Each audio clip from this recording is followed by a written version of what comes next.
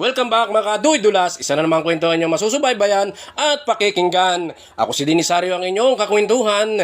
Ang kwento natin ngayon ay pinamagatang ang una at huling tikim. Dalagita pa lang si Cora ay dagsana ang mga binatilyong manliligaw niya. Halos gabi-gabi ay may dumadalaw kay Cora para magpa-aros kaldo. Ika nga, gano'n naman talaga sa probinsya, di ba? At duy-dulas. Iba ang ganda ni Cora, kaya kahit sino mga binata ay mapapalingon kapag ito ay nakita.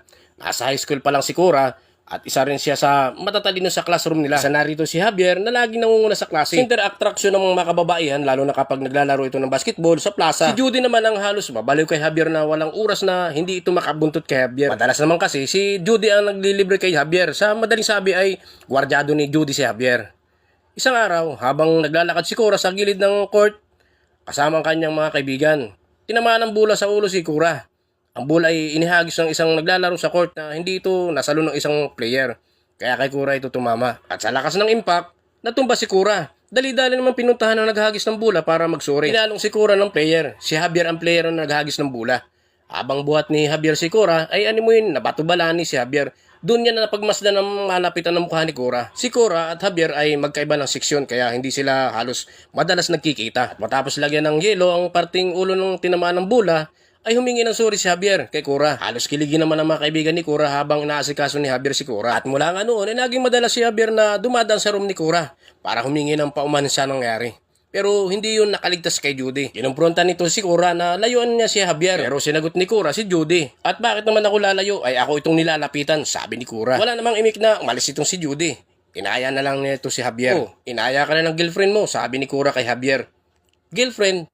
Hindi ko girlfriend yun, sabi ni Javier. Tsaka, hayaan mo na yun, sabi ni Javier. Mamaya, ihatid kita sa bahay nyo, sabi ni Javier. Kung makatakas ka kay Judy, sabi ni Cora. Nagtawa na ng mga kaibigan ni Cora. Tinupad nga ni Javier ang sinabi at inihatid nga nito si Cora sa bahay nila. Hanggang sa naging madalas ang paghahatid dito kay Cora. Hanggang sa sumapit naman ang kanilang JS prom. Alos magkandara pa naman ang gustong maisayaw si Cora.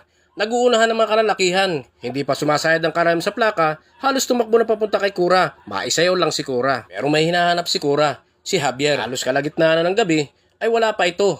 Hindi niya ito nakikita. Crush ni Cora si Javier kaya lang laging kasama ito ni Judy. Si Judy ay isa sa may kaya sa kanilang magkakaklase. Si Javier naman ay sakto lang ang pamumuhay ng pamilya. Halos patapos na ang parte ay wala pa rin si Javier. Hindi naman lingid sa mga kaibigan ni Cora na crush ni Cora si Javier. Madalas nga nila itong tinutukso kay Cora. Hanggang sa nag-announce ng MC na huling tugtog na at mag-uuwian na. Dahil lagpas na ng hating gabi. Isang sweet na music ang pinatugtog ng music operator. Bahagyang pinadilim ang ilaw. Bago pa lang sumasayad ang karayom sa plaka, ay may kamay na humawak kay Cora.